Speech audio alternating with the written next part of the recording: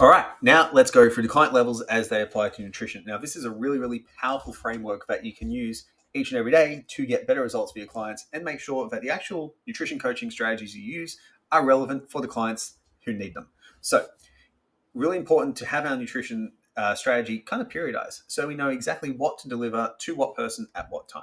So, if we can put our clients into these levels, we can progressively build nutrition habits, tracking proficiency, and advanced goal specific interventions. So, level one clients, we need to build a foundation through habits and reflection. Okay. So, with nutrition, the main things that we need to get right are fundamental eating habits, some self awareness of what actually happens, and basic dietary improvements. With clients in this situation, they're quite new to structured nutrition, and you need something simple to give them. The vast majority of online coaches fail because they give their level one nutrition clients complicated macro counting. And macro counting is a skill that takes a long time to get right. And a lot of people still struggle with it after doing it for a long period of time. So giving it to a level one client is the fastest way to lead to overwhelm. So our focus needs to be habit formation, self-reflection, and awareness of food choices. So some of the key coaching strategies we're going to use, number one, a food journal. We can get clients to track their food there, not in terms of the macros and the calories, but looking at what they're actually eating. So are there protein sources, are there vegetable sources, etc. And the quantity that they're eating, and then also the emotional connotation behind what they're eating. So what I mean by that is someone's drinking 6 beers a night. Is it being driven by stress? Is it driven by habit? Which one is it? And when we have that self-awareness, that's when we can make change. We can establish consistent meal timing, which is really important for blood sugar regulation, structure, balance, so many things. We can look at habit stacking, such as drinking water before meals or adding a serving of veggies to every single plate. Look at teaching clients about hunger and fullness cues and avoiding restrictive rules, rather like no carbs at night or anything like that. We want to basically get them all around decent habits. So from here, our success indicators that someone has actually graduated level one is they can maintain a regular food journal with self-reflection. They consistently, like 80-20, implement basic nutritional habits, and they can recognize patterns in their eating behaviors and identify areas for improvement. So, kind of like your key marker of success is someone brings in their food journal and it's like, all right, cool, Paul, what do you notice this week? Everything was pretty good. I do notice that I'm not having enough plants as what I should have normally been having, and I've been stress eating at night, particularly when I've got these meetings at work that I have to deal with. I can see on Tuesday and Thursday, whereas I have a big meeting day, I generally tend to eat a whole bunch of ice cream and overeat at night, so I need to fix that. That there is a client who has developed an awareness of the habits that they have and an awareness of what is driving them to make their food choices. So that client is ready for the next level, which is creatively named level two, learning structured nutrition and tracking. So once we've got habits in point, then we need to get quantity after and quality to an extent. We need to get quantity kind of sorted out. So refine food choices, get calorie and macronutrient tracking, and incorporating some baseline supplementation.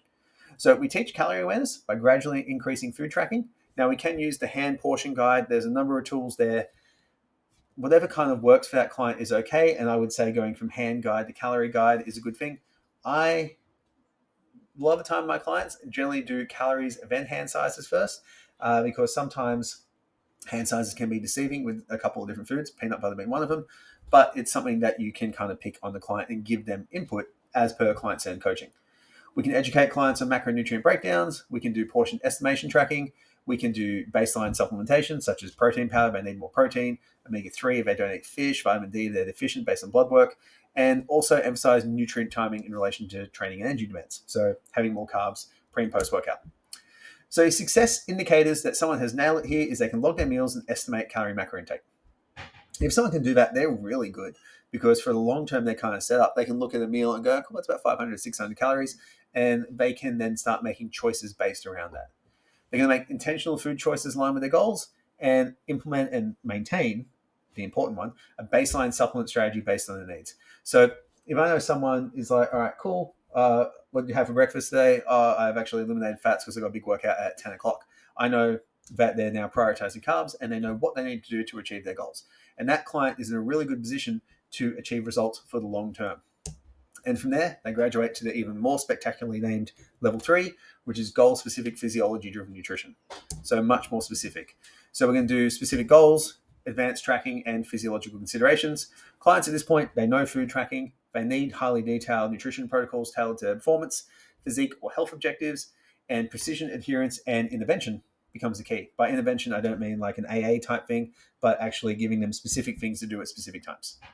So goal-specific nutrition plans, e.g. muscle gain, fat loss, endurance, performance, hormonal health optimization, are useful. We can use macronutrient cycling. We can utilize biofeedback tracking to optimize nutrition. An example of that would be something like a HRV tool, a heart rate variability tool, where we can find out if someone has alcohol at night, it tanks their heart rate variability for 2 to 3 days, for example. That's one way we can use biofeedback. Or if they're doing some kind of sleep measurement, if they take magnesium, we notice that their REM sleep increases significantly. Number of tools that we can do there.